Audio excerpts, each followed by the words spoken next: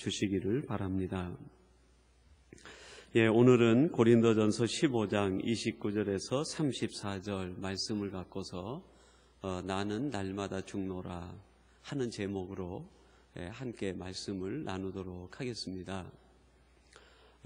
인도의 성자로 알려져 있는 마하티마 간디가 한 말 중에 그런 말이 있습니다. 죽음을 각오하고 한 걸음 전진할 때마다 그 무엇인가 영향력을 미치게 되었다 하는 이야기를 합니다. 이 간디가 자기 인생을 뒤돌아보면서 그 자국민과 또 자기를 알고 있는 전 세계 사람들에게 그 영향력이 강하게 미쳐진 때가 언젠가, 자기의 삶을 돌아보니까 자기가 죽음을 각오할 때 그때 영향력을 미치는 사람이 될 수 있었다. 그런 고백입니다. 자신이 죽음을 각오하고 한 걸음 전진했더니 거기에 수많은 사람들이 영향력을 받고 그 무엇인가 그들의 삶의 변화가 일어나기 시작했다 하는 것이죠. 이 말에 의하면 이 세상에 두 종류의 사람이 있지 않는가, 그렇게 진단해 볼 수 있을 것 같아요. 세상에 이 영향력을 미치는 사람이 있고, 반대로 세상의 지배를 당하고 세상의 영향력을 받으며 살아가는 사람이 있다.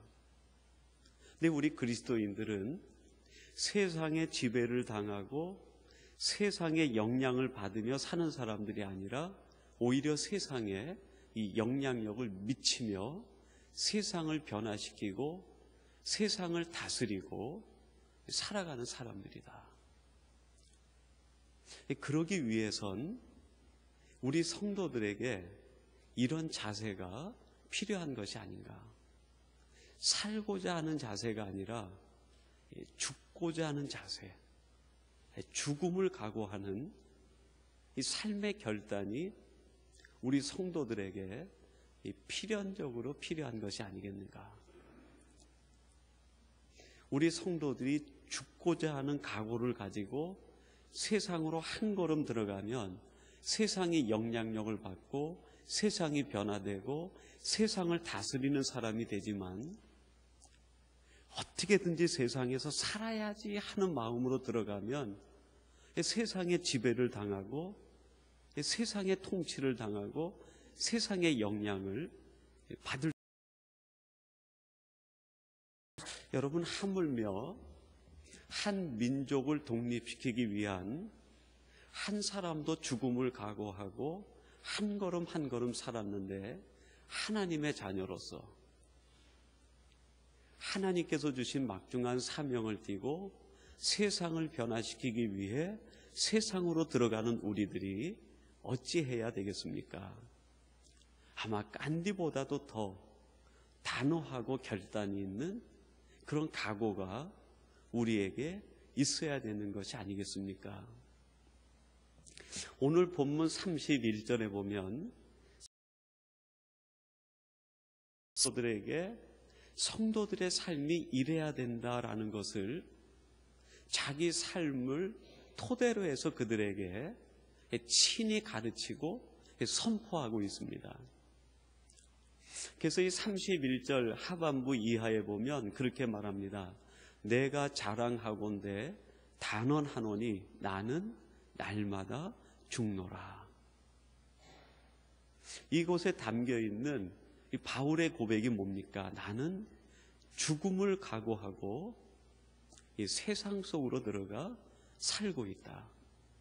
나는 매일매일 죽음을 각오하고 살아가고 있다. 나는 날마다 죽노라 하는 단어가 아마 여러 각도에서 해석이 가능한 문장이고 말이라고 할 수 있겠습니다. 자기 내면에 있는 어떤 그 부적절한 하나님에 대하여 옳지 못한 것들을 날마다 죽인다. 그런 뜻도 담겨 있겠고요. 하나님 앞에서 자기 자신의 자아를 철저히 쳐서 복종시키고 절제시킨다. 그런 뜻도 있겠고, 내가 예수 그리스도 안에서 새 생명을 얻은 만큼 나의 옛 사람을 매일매일 죽이는 성숙에 향한 삶을 살아간다. 그런 성화적인 측면도 있겠고요. 아마 여러 각도에서 나는 날마다 죽노라 하는 단어를 해석할 수 있을 것입니다. 근데 윤리적인 측면에서 해석을 한다고 하면 이런 해석이 가능할 것 같아요. 나는 오늘을 내 인생의 마지막 날처럼 여기고 살아간다. 종말론적인 해석이죠. 내가 매일매일 죽는다. 나는 날마다 죽는다. 그 속에는 오늘을 내가 내 인생의 마지막 날처럼, 내 인생의 마지막 순간처럼 내가 오늘을 살아간다. 여러분, 성도들이 오늘이 내 인생의 마지막 날이다라고는 의식 속에 살아간다고 하면 그 삶 속에 세상이 들어올 여지가 없을 것 같아요. 오늘이 내 인생의 마지막이다라고 살아간다고 하면 세상과 타협할 일이 없을 것 같아요. 세상의 허탄한 것에다가 욕망과 욕심을 두지 않을 것 같아요. 아무리 세상 사람들이 유혹을 한다 하더라도 그 유혹의 마음을 빼앗기지 않을 것 같아요. 오늘이 내 인생의 마지막 날이다라는 의식에서 살아간다고 하면 아무리 세상이 우리에게 못된 일을 하고 우리들에게 마음의 분노를 일으키고 미움을 일으키는 일들을 만들어낸다 하더라도 그것 때문에 미워하거나 분노하지 않을 것 같아요. 오히려 오늘이 내 인생의 마지막 날이다, 이 의식에서 살아간다고 하면 그것도 용서하고 그것도 덮어주고 세상에 있는 것도 내려놓고 내 자아도 절제하고 욕심도 포기하고 오직 가서 만날 주님을 생각하며 오늘을 새롭게 하지 않겠습니까? 지금 사도 바울이 고린도교의 성도들에게 성도의 삶은 이뤄야 됩니다 하고 쭉 이야기하는 과정에서 오늘 31절 말씀에서 고백하기를 나는 날마다 죽습니다. 무슨 고백이겠어요? 사랑하는 고린도교의 성도들이요, 나는 이런 자세로 오늘을 살아갑니다. 나는 이런 자세로 하나님이 내게 주신 시간을 살아갑니다.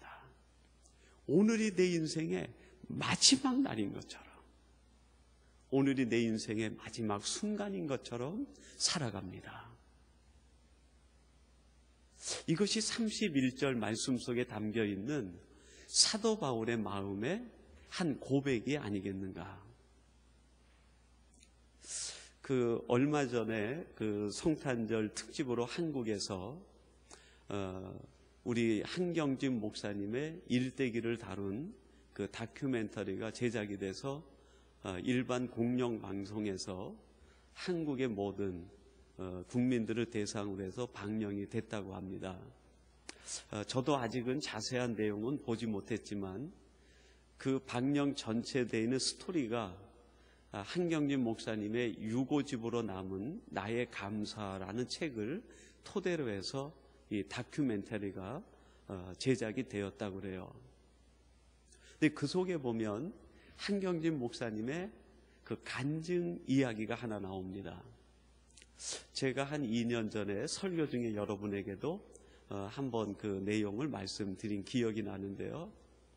이 한경진 목사님이 이제 미국에 건너가셔서 프린스턴에서 신학을 공부하고 이제 교회사 역사신학으로 박사 학위를 따기 위해서 예일대학에 서류를 내고 입학 허가를 기다리고 있는데 몸이 점점 안 좋아지는 거예요. 몸이 자꾸 힘들고 아파지고 자기 몸으로 이제 이겨낼 수 없는 상태가 돼서 병원에 가서 진단을 받았는데 폐결핵 3기로 판정이 나신 거예요. 그때 한경직 목사님 나이가 27살.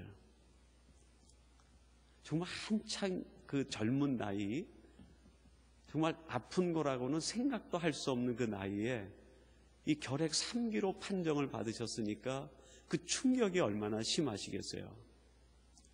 그래서 학교에 들어가지 못하시고 결핵 요양소에 가셔서 2년 동안 이 결핵 치료를 합니다. 그나마 미국에 이 결핵에 관한 약들과 치료 방법이 있으니까 치료가 되셨지, 아마 한국에 계셨었다고 하면 이 결핵은 지금의 암보다도 더 무서운 것이 아마 그 시대의 결핵이라는 병이었을 것 같아요. 제가 아는 수많은 사람들도 결핵으로 인하여 생명을 달리한 분들이 얼마나 많은지 모릅니다. 근데 2년 끝에 정말 하나님의 은혜 가운데 몸이 회복이 되신 거예요. 근데 2년 동안 결핵을 치료하시면서 한경진 목사님 하나님 앞에 기도한 기도 제목이 다 한 가지 기도 제목이 있었다고 그래요. 하나님, 제가 한국에 돌아가서 딱 3년만 목회를 하게 해주세요. 내가 신학교 교수가 되고 박사가 되고 이제 그것도 다 소용없고 제가 한국에 들어가서 이 낯선 외국 땅에서 내가 복음을 증거하는 것이 아니라 저 가난한 백성들, 그 한국 백성들에게 복음을 제가 3년만 전하다가 저를 죽게 해주세요. 저를 3년만 살려주세요. 그 한 가지 기도 제목을 드렸다고요. 근데 기적같이 치료받은 지 2년 뒤에 회복이 되셔서 한국으로 들어오셔서 그때부터 신의주에서 목회를 하기 시작합니다. 근데 그 다음에 목사님의 간증이에요. 목사님이 매 주일 설교를 하시고 매일매일 살아가실 때 그렇게 살아가셨다고 해요. 오늘이 내 인생의 마지막 날이다. 그리고 주일날 설교를 하실 때에는 오늘 이 설교가 내 인생에서 하는 마지막 설교다. 늘 그 생각으로 설교를 준비하시고 그 주일에 설교를 하시고 하루 날이 밝으면 오늘이 내 인생의 마지막 날이다. 그 의식으로 하루하루 살아가셨다. 이거를 신학적으로 얘기하면 종말론적 삶이라고 얘기합니다. 오늘이 내 인생의 마지막이라고 생각하는 종말론적 의식으로 살아가는, 이것이 기독교 윤리의 성도들의 삶의 핵심인 거죠. 오늘이 내 인생의 마지막 날이다. 지금 이 순간이 내 인생의 마지막 순간이다. 조금 다른 관점에서의 얘기지만 제가 좋아하는 이야기 가운데 이순신 장군의 그 명랑대첩에서 있었던 이야기를 늘 마음에 간직하고 참 좋아하는 이야기 중에 하나입니다. 이 이순신 장군이 조정의 모함에 의해서 그 권율 장군의 수하로 들어가게 되면서 옥에서 방면이 돼가지고 그가 다시 이제 수도사 그 수군의 권율 장군 밑에 부하로 부임이 하게 됩니다. 원래는 그보다 더 높은 그 훈장, 지금으로 얘기하면 훈장을 받은 분임에도 불구하고 모함에 의해서 모든 벼슬을 다 빼앗기고 수하로 들어가게 된 거예요. 그때 일본의 수군이 이 조선에 들어와서 조선을 삼키기 위하여 배가 들어오는데 약 200척 정도의 배가 이 명랑이라고 하는 진도 앞바다 쪽으로 해서 조선을 삼키기 위해 쳐들어오는 거예요. 그때 이 수군에 가서 그 전쟁에 맞서 싸우려고 하다 보니까 자기 수하에 있는 싸울 수 있는 배가 12척밖에 없는 거예요. 12척으로 어떻게 200척이 넘는 최강의 수군을 가지고 있는 일본 정예 함대와 전투를 치르겠습니까? 근데 그분이 조정에다가 상소를 내면서 내게는 아직도 군함 12척이 남았습니다. 말이 군함이지 뭐 거룻배 비슷한 그 정도 배를 이끌고 명랑이라고 하는 그 벽파진이 앞에 있는 그 바다를 향해 나가는 거예요. 그러면서 저 앞에 200척의 일본 군함이 이순신이 이끄는 12척의 배를 바라보고 있는데 12척의 배의 승선에 있는 우리 조선 수병들에게 아주 유명한 연설을 이순신 장군이 그때 하게 됩니다. 그게 뭡니까? 죽고자 하면 살고 살고자 하면 죽는다. 그러면서 그 수하 수병들에게 오늘이 우리의 전투의 이게 마지막 전투라고 생각하자. 이 전쟁이 우리가 조국을 위해 우리의 형제 자매와 민족을 위해 싸울 수 있는 이 마지막 전투다. 그러면서 그 벽파진 앞에서 이렇게 물이 들어오는 그 물을 율둘목이라고 하는데요. 그 넓은 바다에서 이렇게 물이 들어오다가 이 내륙으로 들어오게 되면서 이 물 들어오는 곳이 이렇게 좁아지게 됩니다. 이게 넓은 물이 좁은 데로 들어오다 보니까 오랫동안 그 풍화 작용으로 인해서 이 바다 밑이 깎인 거예요. 그러니까는 얕은 바다에서 갑자기 깊은 물로, 이게 좁은 물로 빠져 들어오니까 물이 그냥 들어오는 게 아니라 물이 들어오다가 밑으로 흐르는 거예요. 그러니까 물살이 들어오다가 밑으로 흐르니까 물이 소용돌이가 치는 곳이 바로 율둘목이었어요. 근데 거기에서 대진을 하기로 하고 이순신 장군이 제일 좋아하는 전투, 이 수병진이 하객진이라고 합니다. 학의 날개처럼 이렇게 넓게 치는 거죠. 근데 일본 수병들이 이 바다의 흐름을 모르고 넓은 바다에서 쭉 들어오는데 어느 정도 오다 보니까 노를 지어서는 빠져나갈 수 없을 만큼 물살에 이제 배들이 떠밀려 오는 거예요.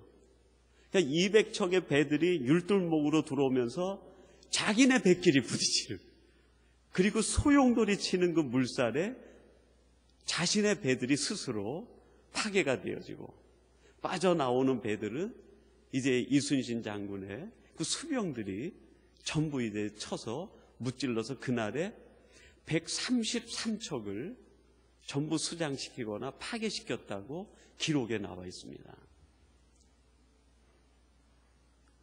아무리 입지 조건이 좋고 아무리 군함이 튼튼했다 하더라도 그 정신이 죽어버리면 아마 거기에서 이순신 장군도 패하고 말았을 거예요. 그러나 싸울 수 있는 도구가 없는데 정신이 살아있는, 죽고자 하면 살고 살고자 하면 죽는다. 오늘의 이 전투가 우리 인생의 마지막 전투다. 이것이 내 인생의 마지막 싸움이다. 그 의식으로 전투를 하는,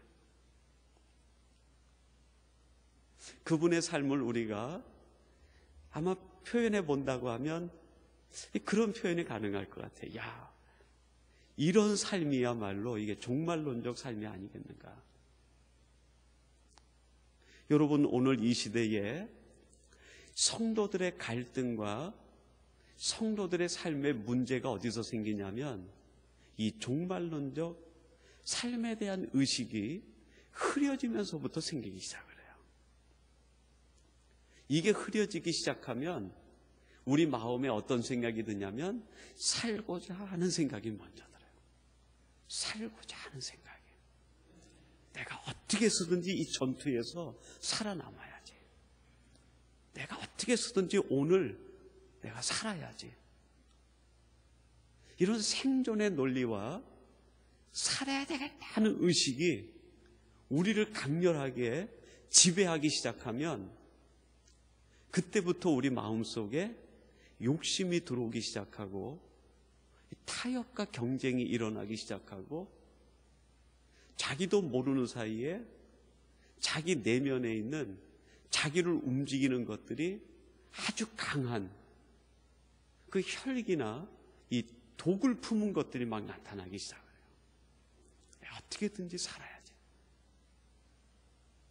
그게 종말론적 희망에서 온 우리의 삶의 기쁨이 동기가 된 살아야지 하는 거면 괜찮아요.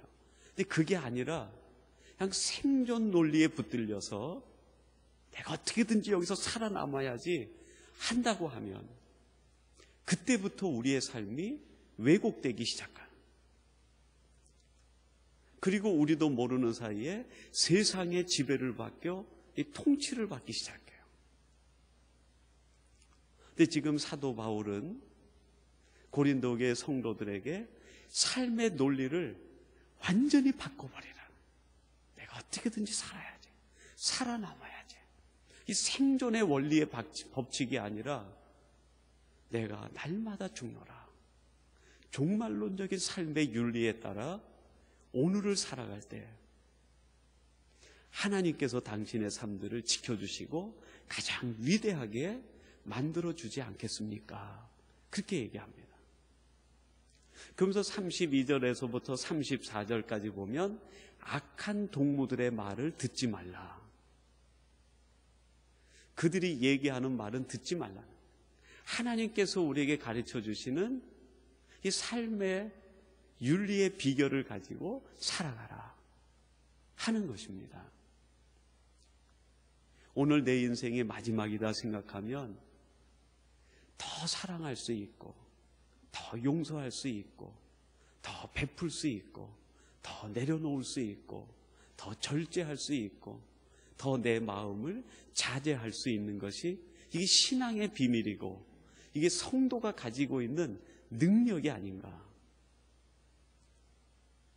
그러면 여러분, 사도 바울은 나는 날마다 죽노라 하는 삶을 살았는데 날마다 죽노라는 삶을 사는 사도 바울의 마음속에 그 자기가 살아가야 되는 그 대상들과 어떤 의식이 그 속에서 만들어졌는가, 몇 가지만 한번 간단히 생각해 보려고 합니다. 첫째는 재물에 대하여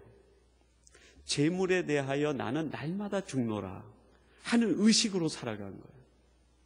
고린도전서 7장 31절에 우리가 오래전에 묵상했던 말씀인데요, 상반절에 보면 그렇게 되어 있습니다. 이 세상을 사는 사람들아, 이 세상에 있는 물건을 다 쓰지 못하는 것처럼 생각하라, 그렇게 얘기를 해요.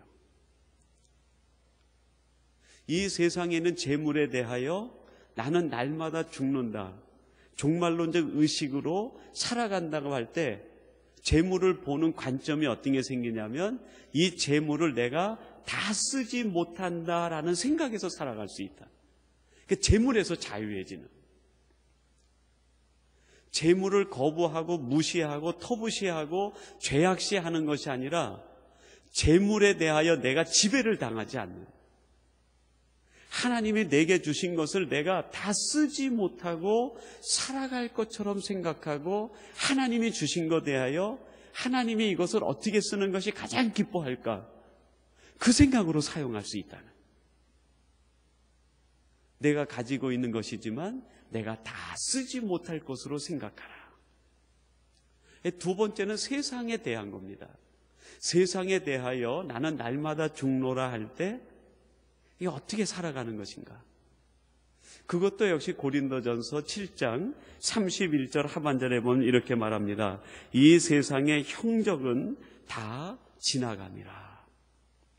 이 세상에서 생긴 일들은 다 지나간다는, 세상 살면서 생기는 상처들, 세상 살면서 생기는 두려움들, 세상 살면서 생기는 마음의 아픔들 다 지나가는 거야. 우리가 그것을 붙들고 놓지 못하는 것뿐이지 다 지나가는 거야. 다 지나가는 거야.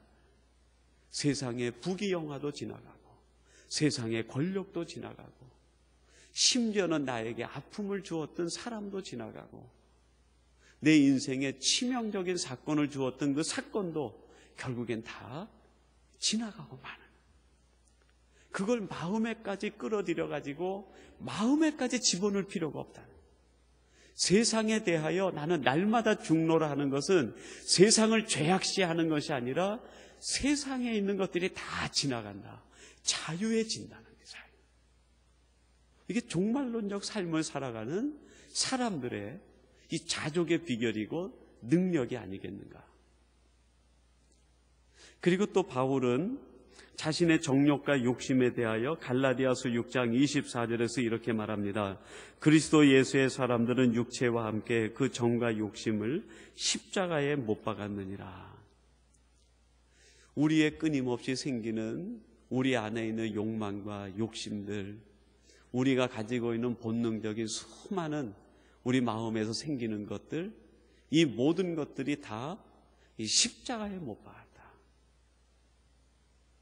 그것도 종말론적 의식으로 바라보며 살아간다. 또 한 가지 생각해 본다고 하면 죄에 대한 문제입니다. 디모데전서 1장 15절에서 바울은 이렇게 고백합니다. 그리스도 예수께서 죄인을 구원하시려고 세상에 임하셨다 하였도다. 죄인 중에 내가 괴수로다. 죄인 중에 내가 괴수로다. 죄에 대해서도 내가 죄인 중에 괴수라. 하나님 앞에서 내 자신이 너무 의롭지 못하다. 자기 자신의 의의를 드러내지 않고 자기 자신이 얼마나 죄인인가를 깨닫고 하나님 앞에서 철저히 자기 자신을 내려놓는 이 죄인의 모습으로 자기를 낮추고 겸손케 하며 살아간다. 죄에 대하여 이런 종말론적 의식을 가질 때 우리 주변에 만나는 사람들의 허물과 잘못된 것을 바라보며 비판하거나 지적하거나 판단하지 않고 그 모든 것에 대해서도 자족하고 자유하고 하나님께 기도하면서 자기 자신을 바라보며 그 문제를 넘어가고 이해할 수 있다. 이 종말론적인 삶을 살아가는 사도 바울의 자기 고백입니다. 여러분, 사도 바울의 삶을 이런 부분으로 쭉 찾아본다고 하면 수없이 많은 부분들을 찾아볼 수 있는 것 같아요. 먹는 문제, 일용할 양식의 문제, 자기 삶의 거처의 문제, 또 동료들 간의 문제, 수많은 윤리적인 문제를 사도 바울은 어떤 의식으로 대처하며 살았는가? 나는 날마다 죽노라. 나는 날마다 죽노라. 오늘이 내 인생의 마지막 날이다. 한경진 목사님이 고백하신 것처럼 지금 이 순간이 내 인생의 마지막 순간이다. 그 의식으로 살아가. 지금 내가 만난 이 사건, 이 전투가 내 인생의 마지막 전투다. 그 의식으로 살아가는 거죠. 그 속에서 사도 바울은 자족함과 자유함을 누리게 되었습니다. 재물에 대하여, 세상에 대하여, 사람에 대하여, 자기 안에 있는 욕심에 대하여, 수많은 인간의 영역에 대해서 이 자유함을 누리며 종말론적 의식으로 살아갈 수 있게 된 거죠. 고린도교의 성도들에게 그것을 증언하고 간증하고 고백하고 있는 것이 오늘 우리가 함께 묵상한 본문 말씀이라고 할 수 있습니다. 우리 사랑하는 삼성의 가족 여러분, 하나님이 허락하신 2012년 우리들이 살아갈 때 사도 바울이 고백한 것처럼 하나님, 제가 만나는 모든 일들에 대하여 내 자신이 날마다 죽는 삶을 살게 해 주시옵소서. 다른 말로 바꿔 표현한다고 하면 하나님, 오늘이 내 인생의 마지막 날인 것처럼 사랑할 바를 사랑하고 용서할 바를 용서하고 나눌 걸 나누고 덮어줄 것 덮어주고 하나님을 기쁘시게 할 것 기쁘시게 하고 감사할 것 놓치지 않고 감사하며 살아가게 해 주시옵소서. 이런 종말론적 삶이 2012년 그리고 앞으로 살아가는 우리의 삶의 전제가 되고 방향이 되기를 주님의 이름으로 축원합니다. 우리 같이 기도하겠습니다.